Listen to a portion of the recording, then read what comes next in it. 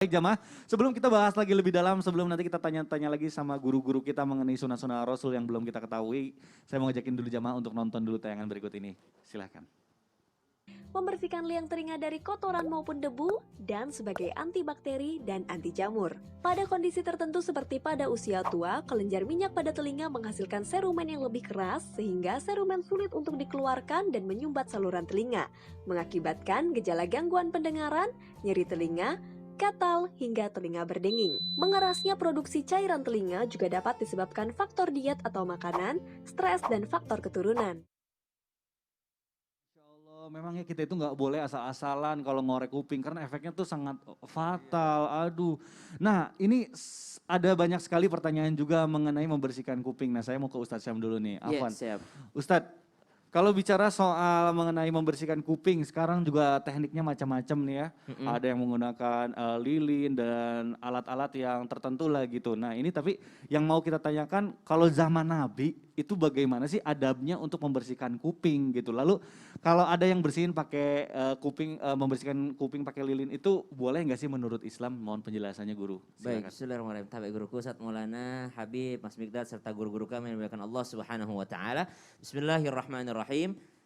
Dalam Al-Qur'an disebutkan itu membersihkan diri, enggak disebut telinga sebenarnya. Ya ayyuhalladzina amanu idza qumtum ilas salati faghsilu wujuhakum wa aydiyakum ilal marafiq wamsahu bi ru'usikum wa arjulakum ilal ka'bain. Jadi yang disebutkan maka diambil rukun wudhu di sana adalah wajah, kemudian tangan sampai siku, kemudian kepala, kemudian kaki sampai mata kaki. Maka subhanallah tidak disebutkan kuping di sana atau telinga. Tapi sempurnanya ajaran Rasulullah Sallallahu Alaihi Wasallam bahkan dalam bab membersihkan saja, dalam bab wudhu saja banyak sunnah-sunnahnya. Seperti misalnya bagaimana Rasulullah membersihkan hidung sehingga tidak ada lagi penyakit ngupil gitu ya. Rasulullah SAW mengajarkan untuk istinsyak, menghirup dengan keras, membuang dengan keras. Menghirup dengan keras, membuang dengan keras. Sehingga tidak ada kita dapatkan riwayat Rasulullah SAW atau sahabat lagi pengajian pada ngupil, gak ada.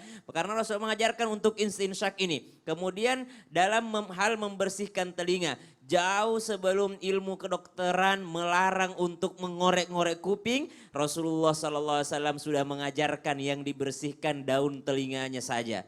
Kenapa? Karena Rasulullah SAW sudah tahu bahwa yang namanya serumen tadi yang disebutkan itu akan keluar kalau dalam keadaan mengunyah.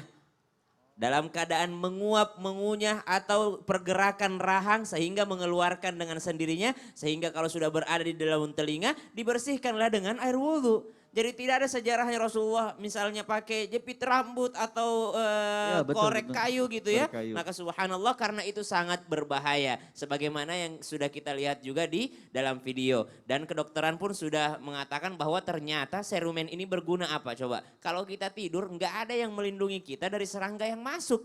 Dan serangga ini tidak suka dengan aromanya, tidak suka dengan rasanya. Karena rasanya pahit bagi mereka, maka subhanallah tidak masuk ke dalam telinga ketika kita tertidur. Maka subhanallah inilah sunnah bagi Nabi SAW. Lalu bagaimana dong membersihkannya kalau nggak boleh ngorek? Dalam wudhu itu ternyata tadi kami sempat tanyakan kepada guru kita Habib Muhammad. Masya Allah ternyata sunnahnya bukan hanya 3 kali, tapi 9 kali. Masya Allah. 9 kali dalam hal mencuci telinga atau mengusap telinga. Bagaimana caranya? Yang pertama secara normal.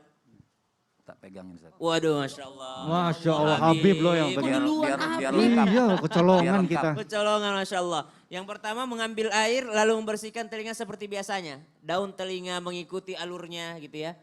Mengikuti alurnya 3 kali. Mengikuti alur daun telinga sampai 3 kali. Subhanallah. Kemudian yang keempat mengambil air lalu ditutup. Mengambil air lalu ditutup. Ngambil air lalu ditutup. Kemudian yang terakhir dengan menggunakan kelingking. Tidak sampai ke dalam-dalam cuma mengambil air lalu dengan ya 7, 8, 9 ya. Sampai 9 kali Masya Allah. 3, 3, 3. Jadi 1, 2, 3 seperti biasa. 1, 2, 3 tutup buka. 1, 2, 3. 7, 6, 7, 8, 9. Dengan kelingking dengan ini. Karena yang diambil hanya bagian luarnya saja. Jazakallah khair Habib Ustaz Maulana. Masya Allah. Begitu lengkapnya ajaran Islam, ajaran baginda Nabi SAW. Kalau ditanyakan bagaimana dengan lilin, ini pun ternyata yang kami baca, yang kami ketahui, mohon dikoreksi bagi para kedokteran ya, yang lebih mengetahui ilmunya. Subhanallah, ini ternyata belum ada penelitian yang mengatakan itu adalah baik. Karena ada juga yang mengatakan berbahaya karena ada abunya. Bisa menyebabkan gendang telinga terbakar. Wallahu ta'ala alam. Waduh, Masya Allah. Ini perihal kebersihan telinga aja kita sudah dapat ilmu baru Masya nih Allah. hari ini. Masya Allah sudah dijelaskan ya tadi sama Ustadz Syam. Ternyata memang ada baiknya kita 9 kali untuk membersihkannya ya. Masya Allah, Alhamdulillah. Baik.